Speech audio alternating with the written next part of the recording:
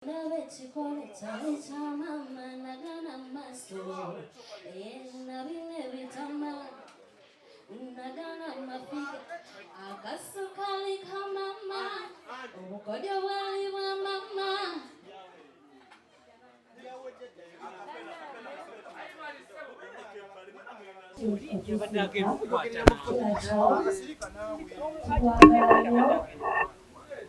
tubadde tusaba tukolaganire wano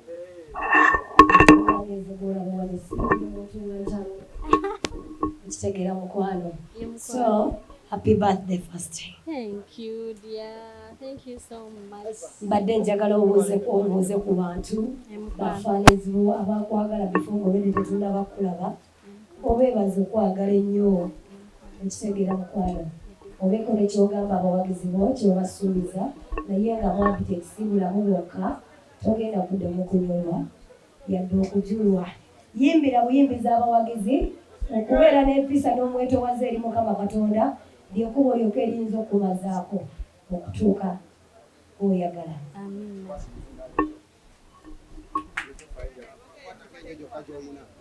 Bannange nsanyuse nnyo okubalaba. Nze Saudah baagala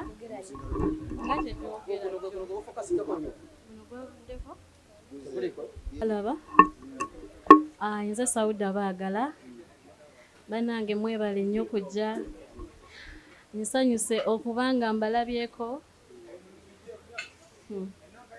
neyanziza nnyo mukwano Serena nange nsanyuse. I'm happy. Ngenda kubegattako era mbegaseeko saawa eno ndi ne Abitex Promotions. Nsuubiza okuba omuntu mulamu. Siyina ntalo nange nzitya. Bannange olwaleero vidiyo yaffe efulumye kyali kya maama era neebaza nnyo omukulu Abitex ku lw'ebyo byonna byasobodde okukola. Katusabe Katonda atutambulizaawo. Kaseera katono nnyo naye olaba nga waliwo enkyukakyuka ey'amaanyi. Nkwebaza nnyo mukama wange weebalire ddala. Neneebaza abawagizi bange bannaaye mwebale nnyo. Mwanjagalira kyali kya maama nga nange sinnamanya kikya simanyi na kumanya.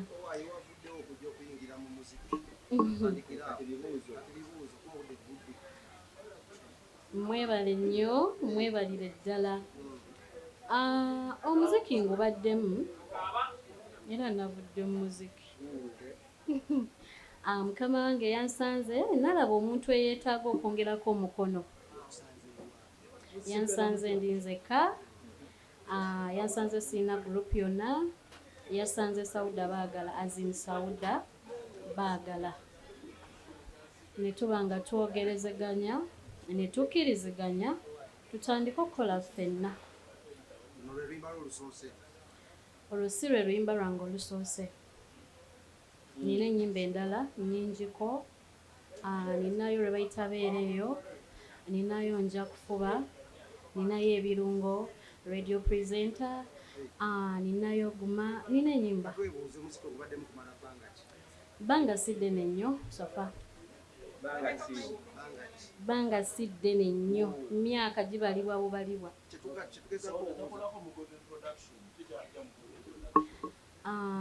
Kituufu mwandabako mu Golden Production nentuuka nenvaayo ngera omuntu wayinza okugamba nti kati mbaddeko wano kantambule nzireko wano. Siina nnyo nsonga yanzijayo nti eno nayagala okukola nga nze.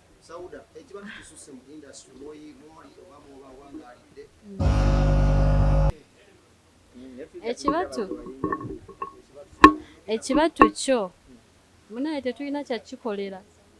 Kiba gye ndi nze omuntu okukkiriza ebibatu oba okubigaana. So ng'oggyeko mu industry ebibatu biri worldwide.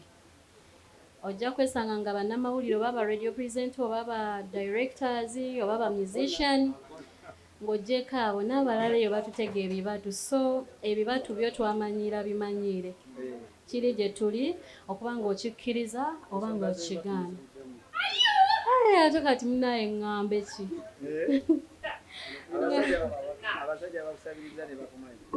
kati bya bulijjo munnange siyinza gamba nti kipya nnyo gyendi kitegeera bintu bya bulijjo kati kiba gyendi okugamba nti kino kigende mu maaso oba tekigenda singa kibadde kintu nti kipya sikirabangako nandigambye nti ekitiisa naye tubitambuliramu sofa tubimanyidde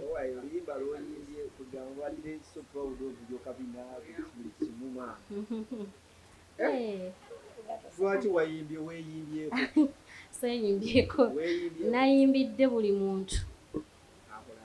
buli muntu alina maama buli muntu akkiririzamu ekyo kyalina ogambye oliyizi ekibatu ate ngenda kulaba abayimbi abatabagayira industry amagezi kigobawa naddala nga gwe nawe akiyingidde weyingidde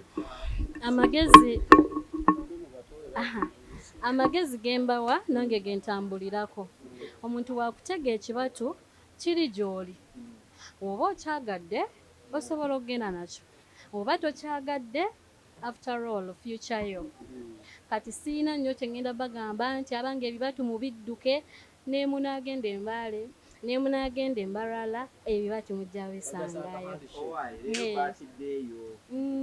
naye kaakati tuwulize emyaka emeka olinga omukulu olinga omuto okuza ndinga omuto ndi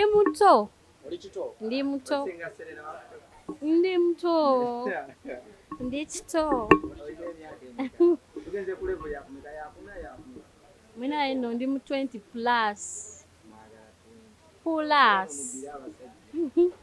agati n'omusajja okujjako nga tayagala mubbe naye oba oyagala nkubbe era ojja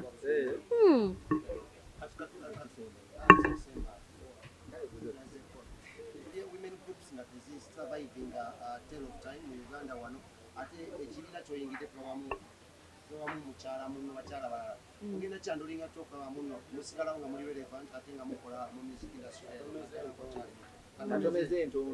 ansimeze entondo kati kambabuulira ensonga eno bweti ng'oggyeko mukyala munange gwensanze abantu ffena tuba n'entondo zaffe naye kisinzira ozireesa otya mukama ffe wanaaba tukumye nga tukwatagana era nga yemutulaba sisuubirawo kigenda tukyankalanya bibaamu naye mubaamu obusongasonga bola n'ogamba ekyo tukite kiyitewo si buli mukyala wali omukyala nti wagenda beerawo okukyawagana nakuwalaŋŋana musuubire okukwatagana okwereere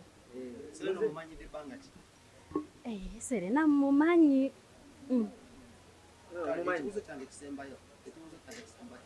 katugenze ku management on Abitex ayogerwako ebigambo bingi nnyo mu industry sokwagala kubuulire are you on contractual basis oba oli ku ndagamuntu waniza agreement sitegedde kyobuuzizza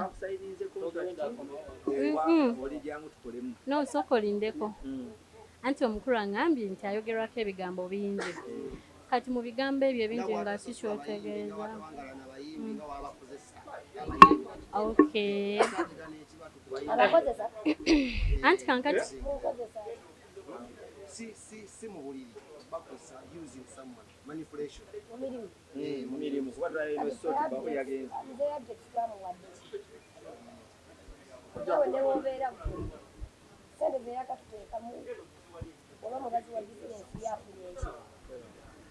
tugende maaso ku kibatu naye oli mukaaga era ekibatu mukikomezaawo ekibuuzo ekyo nja kiddamu bwe nti nkola ne mukama wange kati Abitex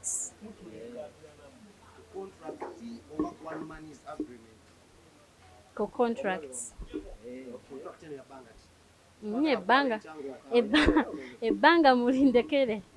ebbanga mulindekere libeere nange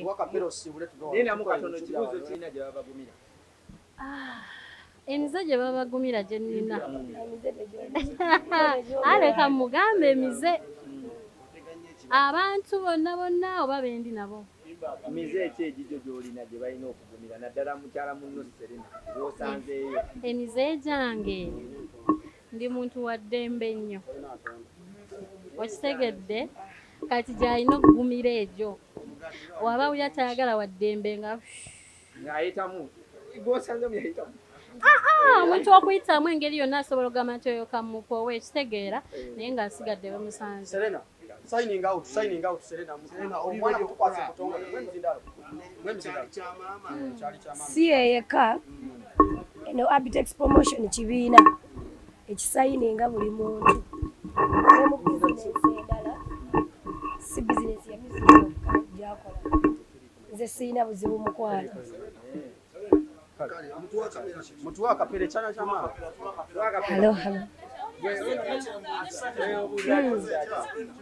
Wanje.